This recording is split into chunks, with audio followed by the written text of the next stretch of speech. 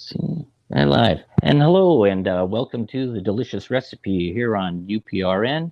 And if you're watching live, you could be checking us out on UFO Paranormal Radio, UFO Paranormal Radio.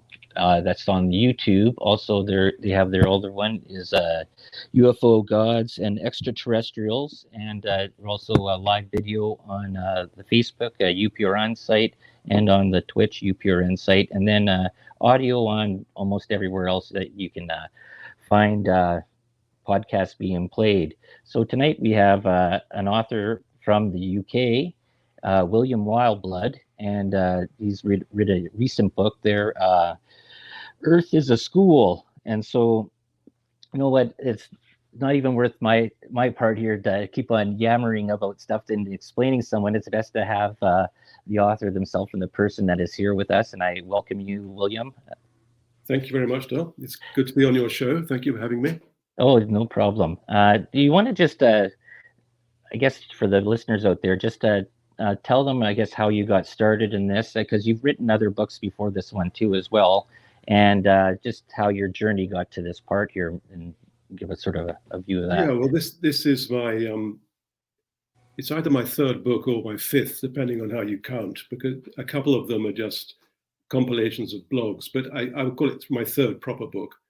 And the first one was called Meeting the Masters, which was really kind of like an autobiography, a story of my spiritual apprenticeship.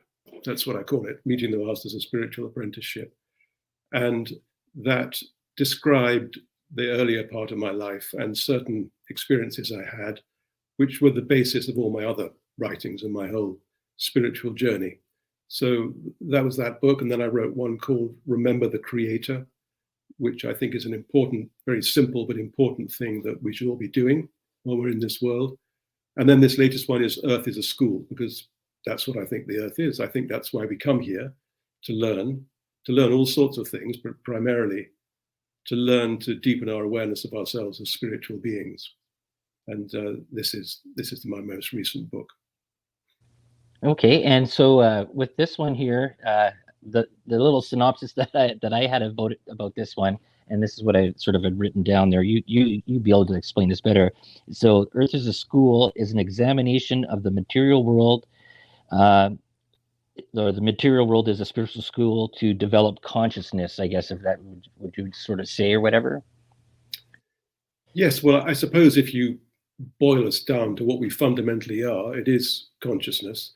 And that's the thing we always take with us wherever we go. And whatever sphere of being we're in, whether it's this physical world or the spiritual world, consciousness is what remains.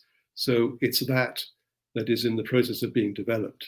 And I think, you see, my idea, it's not my idea, I think it's what most spiritual traditions would say, is that we are spiritual beings first and foremost, and that we are in a human body for a particular purpose. So I don't think of us as human beings so much as spiritual beings in human bodies.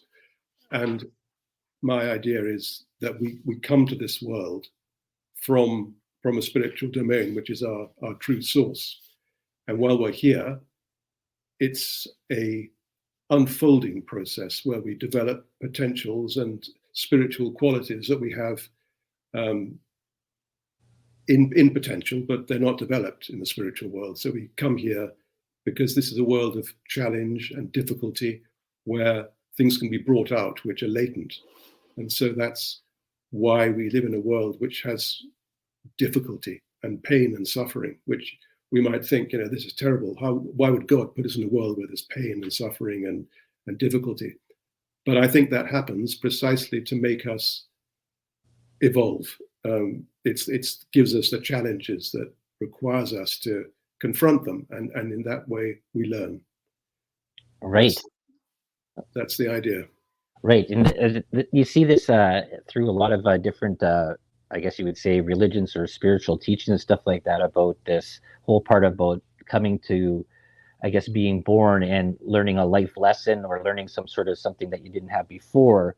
And I sort of see how there's some little bit of similarities in that in other I guess, would you call them spiritual awakenings or spiritual paths or whatever? That like there's some parts like you have in I guess in Asia where there's this reincarnation where you keep on coming back and relearning if you haven't learned enough. Do you follow that part, or is it just this is a one-shot deal of learning? Well, I do believe in reincarnation, yeah, but not. And in fact, in the book, there is 2 or 3 chapters about reincarnation. I don't really see it in the Eastern way, because in the Eastern way, you're on the wheel and the wheel just goes round and round, and it doesn't really have much purpose except to get off the wheel.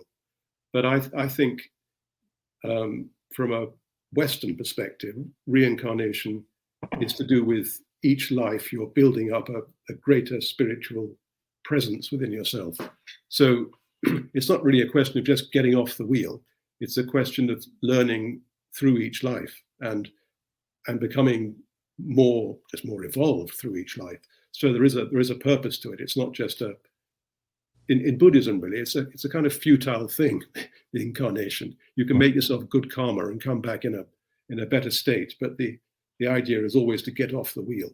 The wheel itself has no purpose. It's not going anywhere. Mm-hmm. But I think the wheel is going somewhere, and that it takes us with it. So there's this idea that there's a linear progression as well, which you don't get so much in Eastern religions. I think there everything is cyclical, but in the Western conception of these things, there is a journey and there's a destination, and I think that's what reincarnation is really all about. Okay, so like in a part of that, there's the journey going to somewhere. What is the destination place then? Well, good question. In one sense, you could say it's heaven. In another sense, you could say it's not a place. It's to make us what we are in potential, which is gods. I think the world is a training ground for making gods out of spiritual babies, and so we can then become creative beings ourselves in the highest spiritual sense. And so it's not just about going to heaven and being happy. It's also about learning to use all the spiritual energies that exist on all levels of the universe. So, for instance, I don't think that when the spiritual babies, as we might call them, that we are to begin with, they don't really have intelligence, and we develop intelligence in this world through the difficulties that we face. And there are other powers too. Love, of course, if you think of love as a power or a quality, but that's something that we also have to develop. It's not a God-given thing. It's within us as almost a fundamental tone of our being, but we still have to get it ourselves. We have to acquire it and the capacity for it. And so all these things is what the journey is all about. Because the school, and call it a school, call it a journey, very, very similar ideas, really. It's all to do with developing and progressing onwards. And in a way, the journey doesn't really have any end. That's the good thing. There's no ceiling in heaven. It's limitless. And so you reach a point where you've learnt your lessons, but then it opens up into a new future. There's always different dimensions of being. Right. Okay. That sort of seems interesting. There, like you finish this sort of like a level here, and then you go into another level of new learning. I guess you would say, I guess, if something that we don't understand as of yet. No, we don't. I mean, it's sort of way beyond our conception. These things we can understand that this is a pattern, but we can't yet understand how the pattern unfolds, especially in the more advanced stages. We're just like little school children. We can't understand how the university professors do their stuff yet. Right. So how would like say the negative, say hell, where someone's gone down? I guess goes into the sort of how does the Christianity concept of this timeline or this Earth time that we're here fit into any of this, or does it? It does. I mean, I do regard myself as a Christian, albeit a kind of slightly strange one, I suppose. but I believe in the basic Christian principles. But hell, I think, well, the idea is that when you die, your external situation is a reflection of your internal consciousness. So if your consciousness is dark and enclosed and selfish and cruel and all the rest of these bad things, then you will find yourself in something which is an externalization of that. So it's a reflection of what you are. But I think that every hell is like a prison, and Right. There's a door in that prison, and you hold the key to that door if you know it. But the key is you changing yourself. Once you start to change yourself, then you can get out of that prison. I think I don't regard hell as a permanent state that you're there for eternity, because I mean, what parent would put their child in that kind of state forever? And presumably God is far better than we are, so he would always want us to escape from that. But if we've put ourselves in there, nobody sends us to hell but ourselves. Right. And if we put ourselves in there, I'm sure we can get ourselves out. It may take a while, and I'm sure there are beings, maybe angelic beings, or maybe your mother from the earth world, who would come and try and help you get out. But ultimately, it's the old, take a horse to water, but you can't make him drink, and that's what hell would be. It's your own mind that puts you there, and your own mind can get you out too.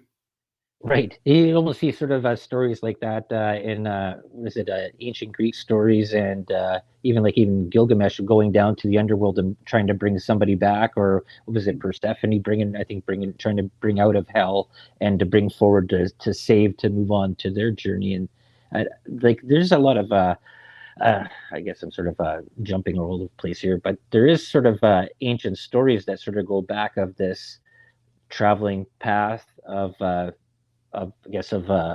there is no finality in anything, right? You're not locked away anywhere, and then your journey sort of still goes forward in some way, I guess. And then I guess everybody learns a lesson. I think every story has a beginning, a travel through to get to some finality of something, right?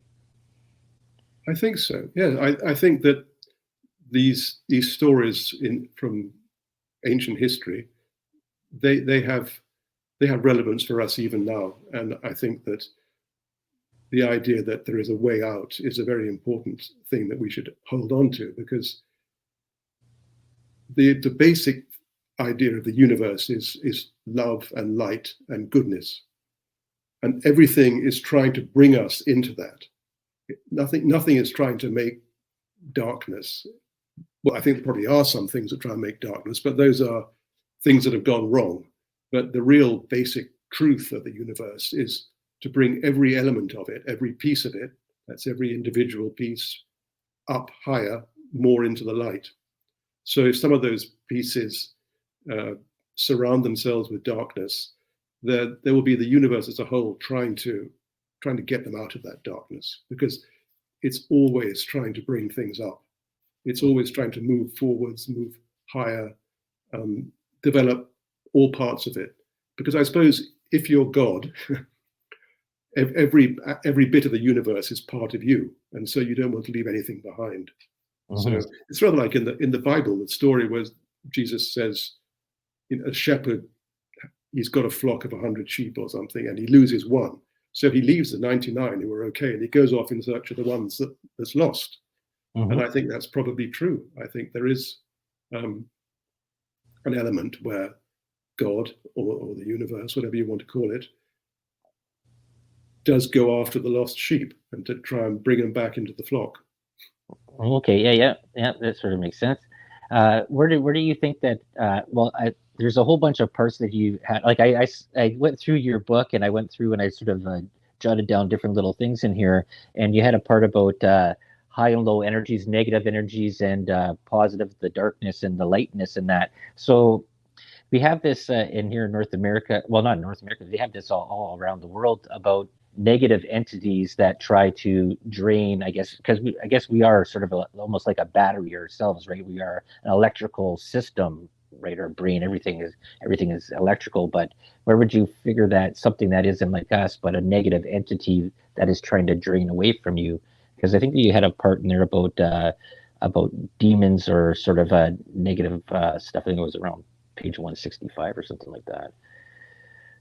I think there are such things as demons. I think this is a result of God giving us free will, and free will is very important because free will is essential if you are to know love. Robots are not going to love. Whatever artificial intelligence enthusiasts might think, robots are never going to love. You need free will to love, and for that you need to be a spiritual being. But the downside to that is that free will can go wrong, and you can have beings that reject goodness and truth and love because what they want is to increase themselves, but increase themselves in the wrong way, because we do increase ourselves, but we have to increase ourselves within the context of God. But if we try and increase ourselves independently of God, that's when things go wrong. And so these demons eventually get to the point, I believe, where they cut themselves off from divine life, and they can't receive the energy to exist directly from God, as we all do. In this world, our energy our life energy comes from God. But I think there comes a point with some of these beings, these demonic beings, where they have to steal energy to carry on, to survive. And that they try and do by influencing us. But the good news is that no demon can influence you against your will. It's always trying to encourage faults you may have so that you give way to.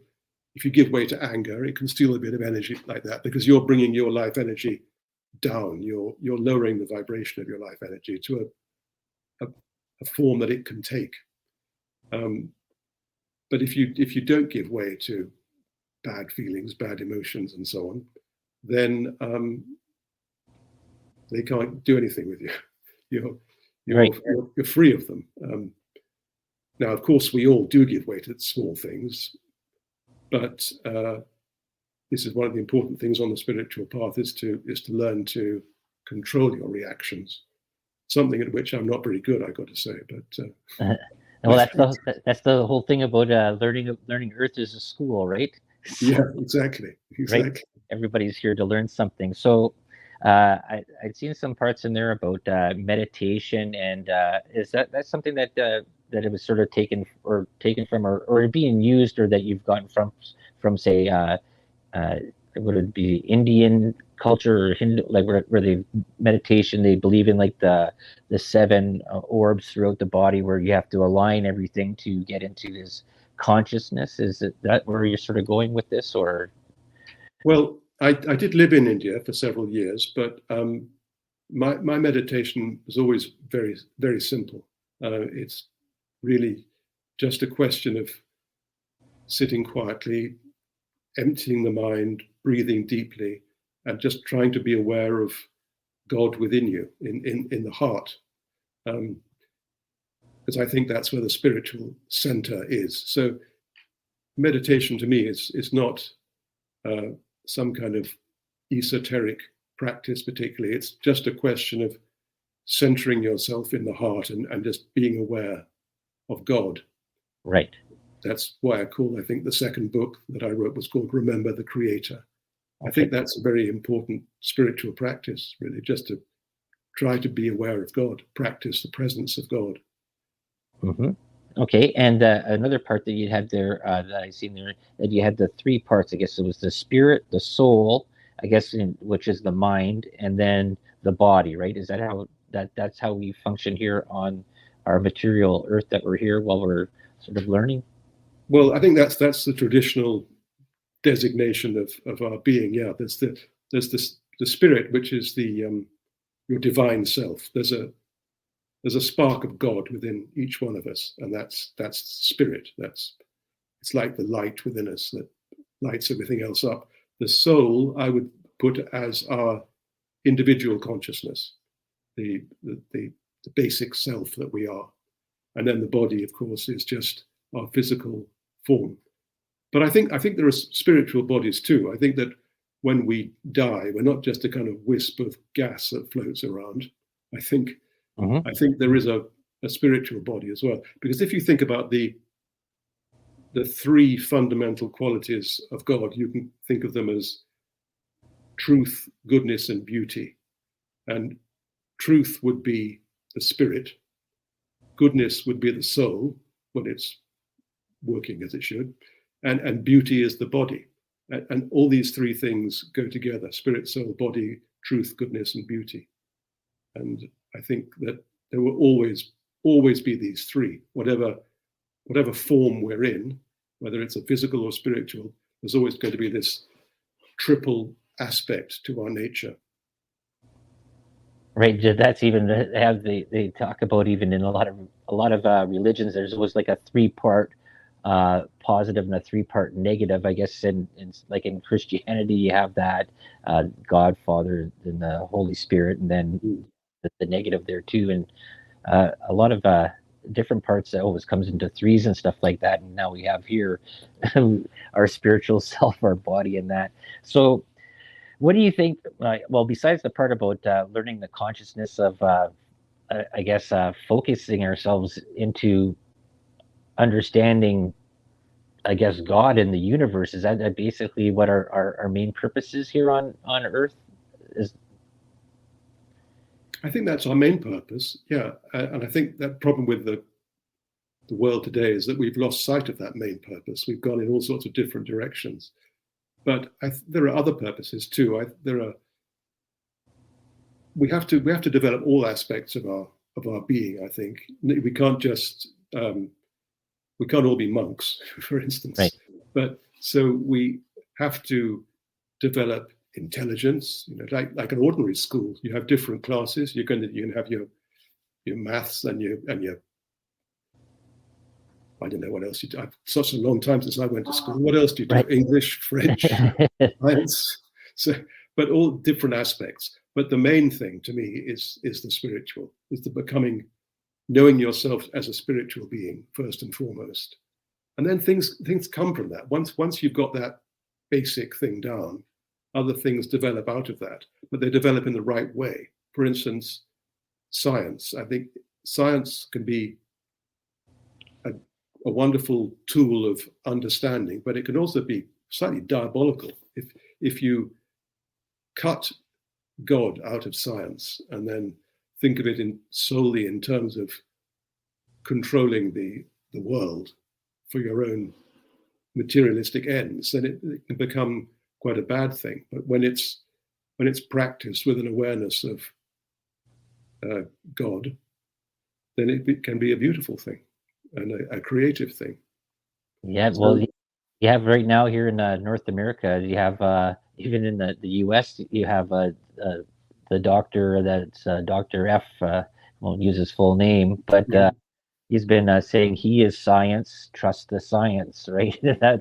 Which is sort of, and that you have now you have these AI, which is science, trying to put the soul into technology. And a lot of this, I think this is a part of the way that a lot of people are sort of thinking that technology is a great thing for humanity to possess or to go to reach God faster, right? And that's this thinking that some people have, that we can't exist without technology, and you're seeing a lot of people today that are linked to technology so badly that they go into fits when they're disconnected. And I think a lot of people need to get back to the part of using technology as a tool and not as a crutch, not as a purpose to mainstay of life. Well, in the Bible, there's a story of the Tower of Babel. Do you know that story? Yeah. So I mean, this is what technology is. I was going to say in danger of becoming, but I won't. I'll say it has become. I think that's what it's become. And who knows? It may suffer the same fate as that Tower of Babel if it carries on much longer like that. Because we think we can use technology to replace God, and we really can't. We'll find we get more and more alienated from our true selves, and we'll be lost. And I think I feel very sorry for young people now who are just totally caught up in their phones and everything to do with constant stimulation and no chance for quietness where they can go within and just naturally attune themselves to the world as it really is, not as it's presented to them through technology and this constant bombardment of images and sounds and so on. So people will end up being lost. And I think people are realizing this, and perhaps some are turning away. And I hope in time more people become understanding of the very real problems associated with this addiction, because that's what it is. It's an addiction to technology. Yeah, oh, I totally agree, and I think I've talked about this on my show many times, where I've seen that there's been a push, and it's been even in the school system, that about moving people into these large mass metropolis cities and stuff like that, where everything is concrete. You've gotten away from nature, you've gotten away from everything. You're basically become dependent on the system that's there. Whereas like before, where like, well, I'm pretty rural up here, where people had farms, they had their animals, they sort of lived off the land, hunted. They weren't sort of dependent on a massive part where you're living on top of people and mass transit and stuff like that in nature. So I can see this totally going that way, where we're pushing people into these, I guess you would call it, their own concrete jail cells, I guess, and that wired in, plugged in. How do you find over there in the UK how people are reacting to the technology, and just even during this? Well, won't go too much into this pandemic, because it gets everything sort of shut down off of all the stations and stuff like that. But how are you finding people around you, how they're viewing today past how you saw them back about 20, 30 years ago? I think we're much worse off. I think we're losing freedom, I think, and we don't seem to realize it. That's the terrible thing. We just seem to accept it all.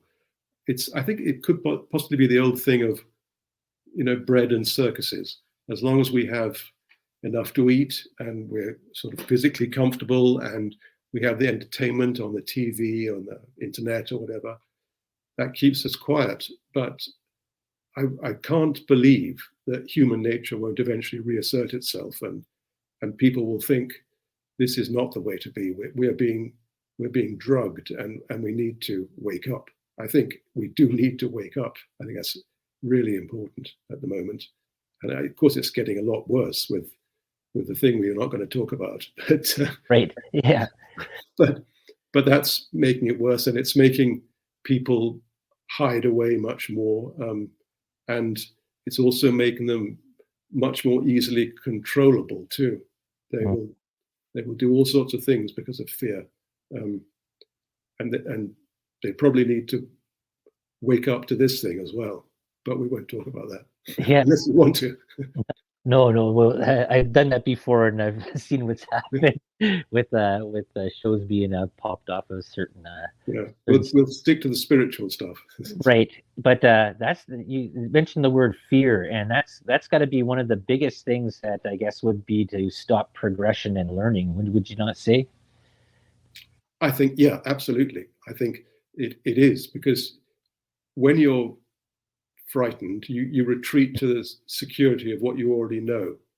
So that means you're not going to grow anymore. You're not going to learn anymore, because learning, as we all know, means taking risks. It means being a little adventurous, doesn't it? And if you're then just seeking to protect yourself, which is what fear makes you do, then you just become much more sort of inward, like a crab scurrying into its shell or something like that. Mm-hmm. You don't go out and look, and you don't expose yourself to the chance of getting hurt, because it's only by doing that, by exposing yourself, that you can grow, that you can learn new stuff. So yeah, fear is a very paralyzing thing. Yeah. And that's why it does say a very important saying in the Bible that love casts out fear, and love in this sense means trust in God. I think if you have belief in God and then you can have trust in God too, and think that, okay, things may go wrong, but there's always God there. He's always going to catch me if I fall. I might fall a long way, but eventually he will catch me, and eventually things will be all right. And I think that's what you have to believe. And then you can take chances in life. You can then seize opportunities much more. So yes, fear is a very crippling thing. Right. Yeah. And we see a lot of that today on our news channels up here in North America. Yeah, we do. We do. That's a big a part of that's the part that controls most of the narrative, right? And I've said here many times, and even with Laura there too as well in her show, is that it's so important to learn and get as much information that you can out there. And that's why I like having people on here to get their sort of views and perspectives and their thoughts on stuff.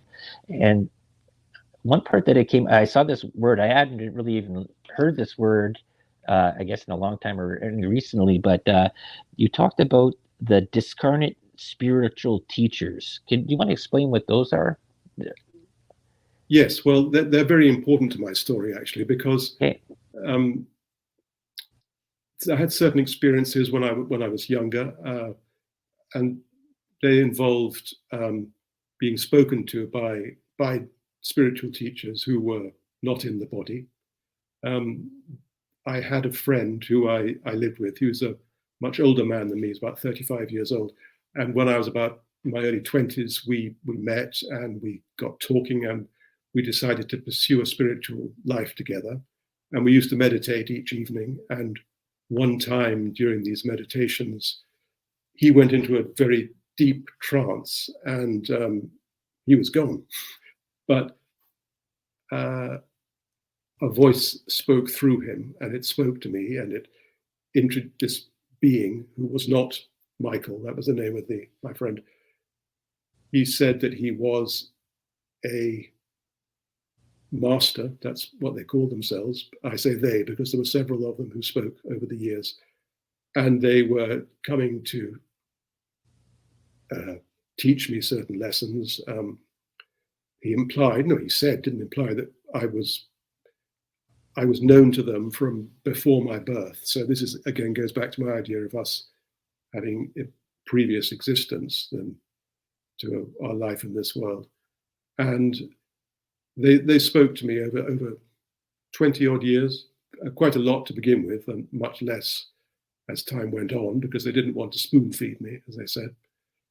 And they're really the basis of my spiritual understanding. They told me to think of them when I asked them who and what they were. They just said, think of us as messengers from God, which is what I do think of them as. I think they were. My belief is that they were human beings, or had been human beings, but they'd moved to a spiritual state beyond the human level. They, as it were, they'd learnt all their lessons. They graduated, I think, going back to the earth as a school idea. And they also said to me that they would continue to speak to me, but through what they called impression, which is a kind of spiritual communication, whereby you receive ideas, usually in a non-verbal form, and then you have to translate that with your own mind into words and communicable ideas.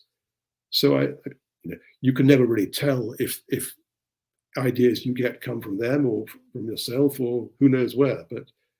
But I think that I still receive teachings from them, but it's in a form that is non-verbal. So who knows where it might come from? Right. But the process continues, I think. Okay, because that's sort of interesting, because that comes along to I guess a sort of a question of, because I've watched many things, and I've talked to a few people about this, that they've had they call them spirit guides that they have, that they converse with.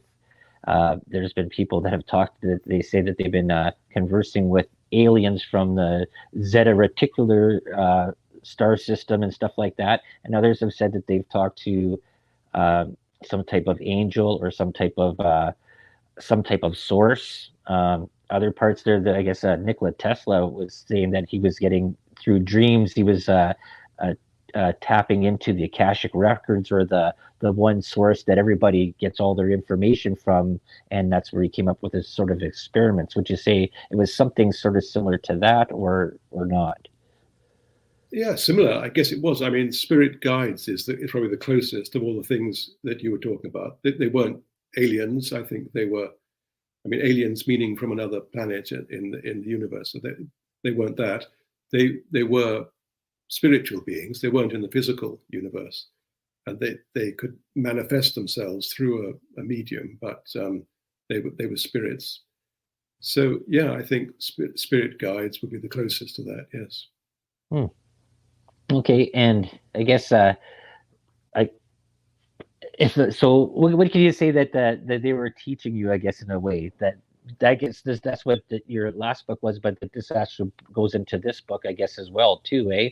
So, what would you say would be the lessons that they're sort of pushing you towards to go forward? That I guess that everybody should be, I guess, learning in a way, correct? Well, that's it. Yeah, it is just the basic spiritual lessons. In my particular case, the main lessons were love and humility, both of which they told me I lacked. So they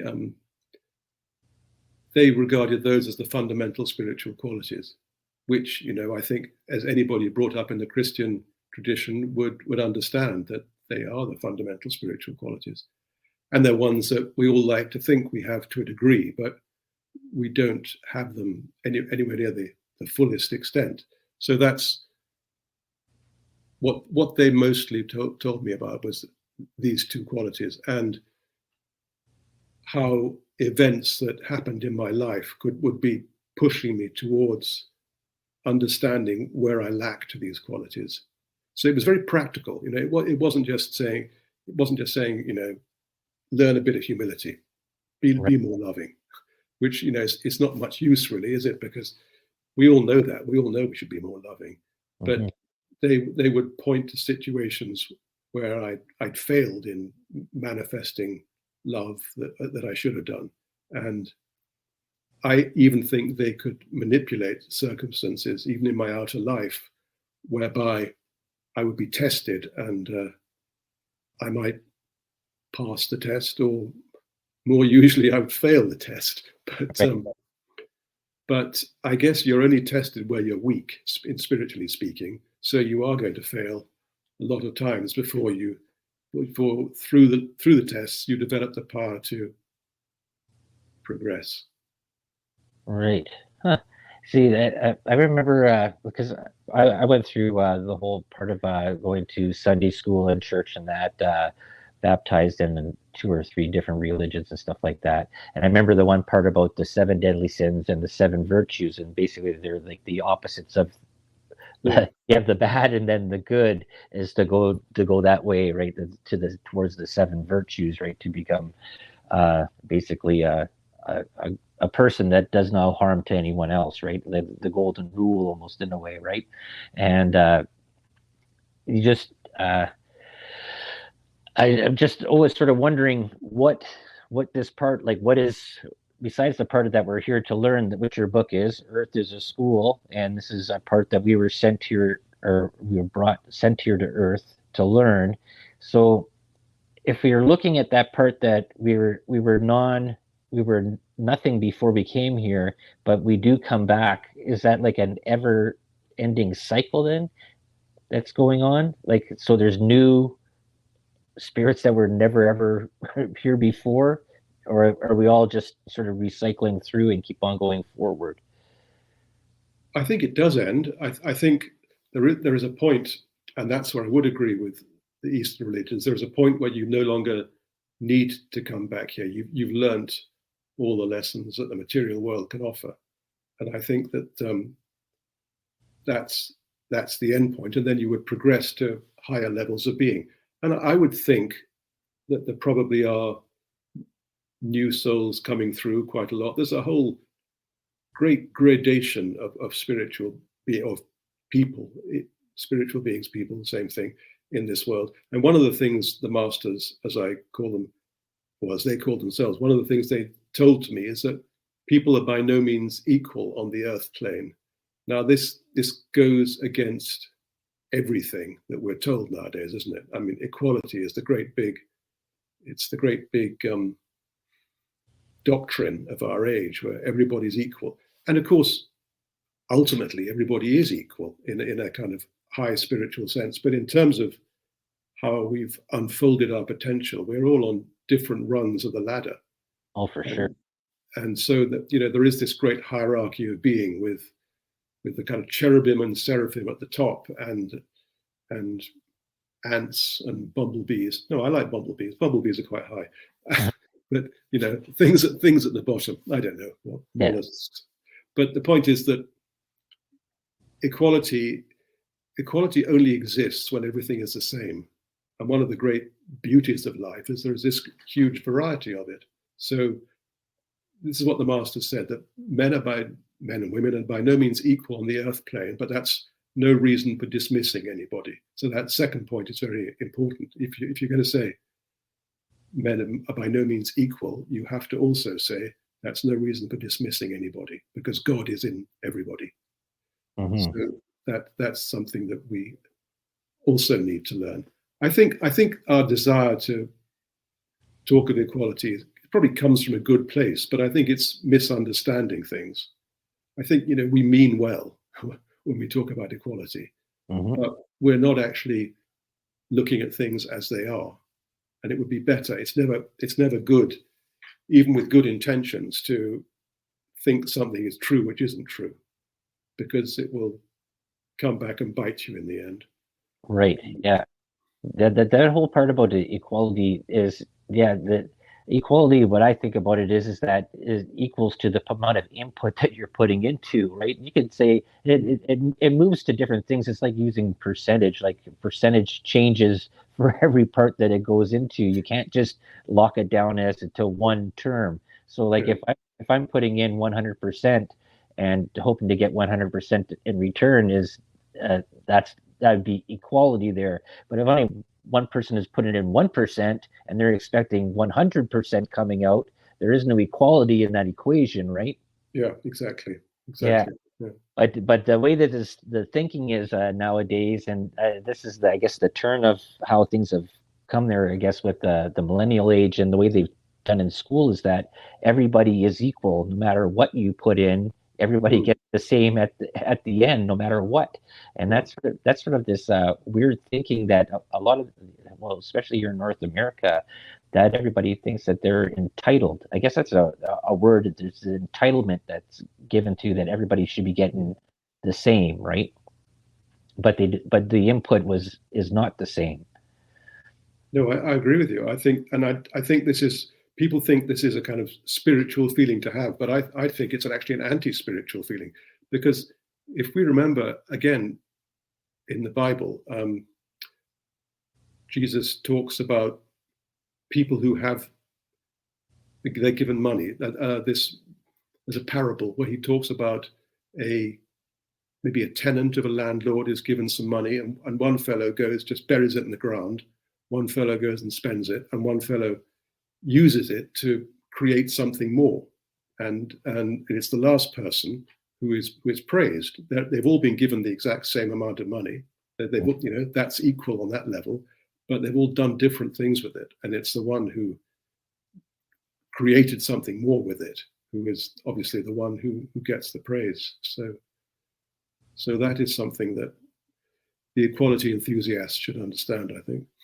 Yeah, or even you get into the whole part of the school, you can give a man a fish or teach a man to fish, who benefits at the end, right? So true. Yeah, exactly. So how about you? We have about 10 minutes left here, or something like that, or 5-10 minutes. So why?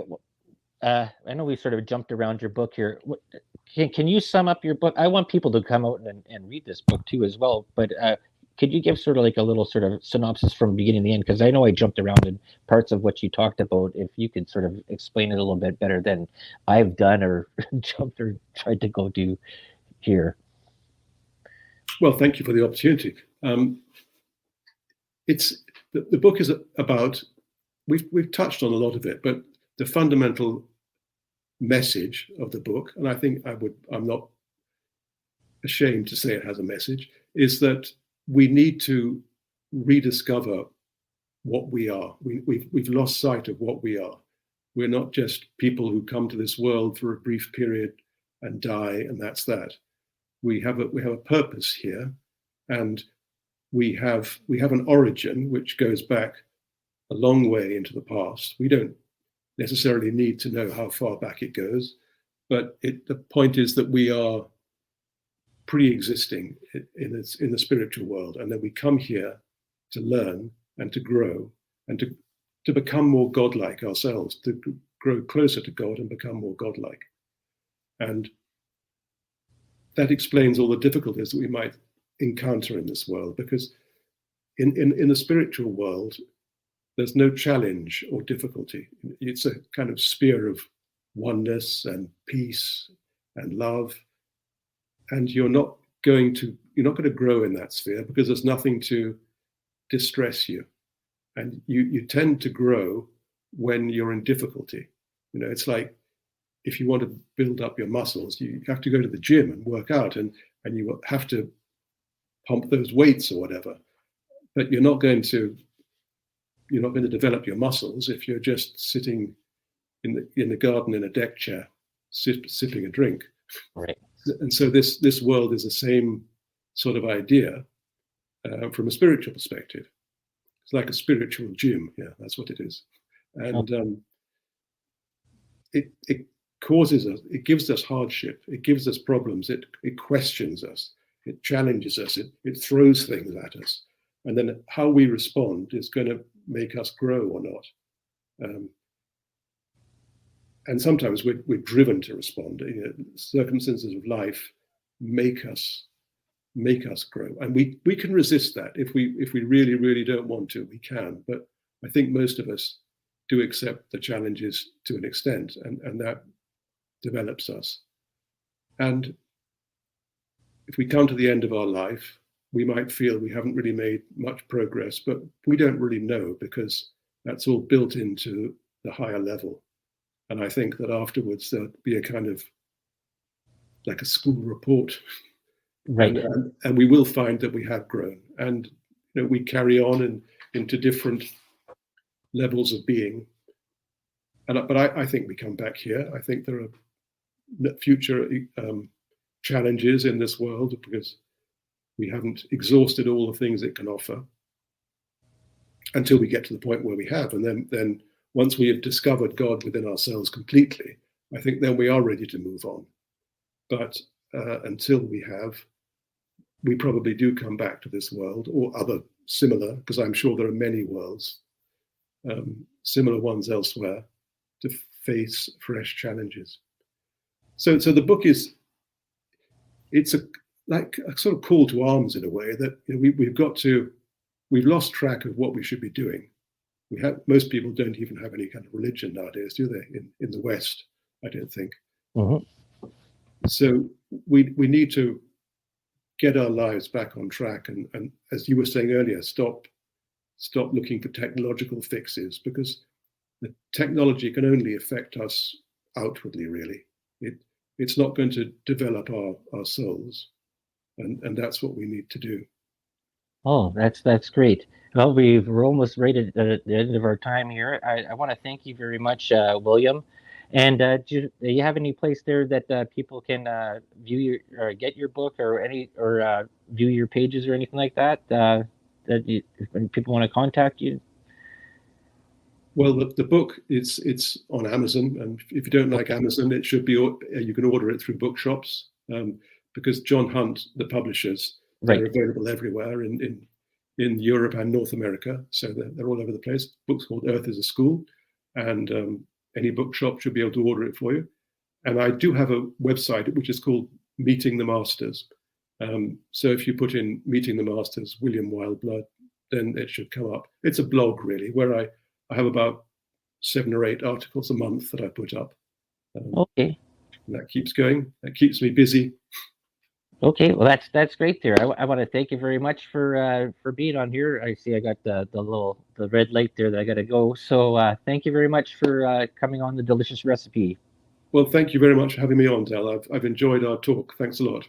Okay. Thank you. See if that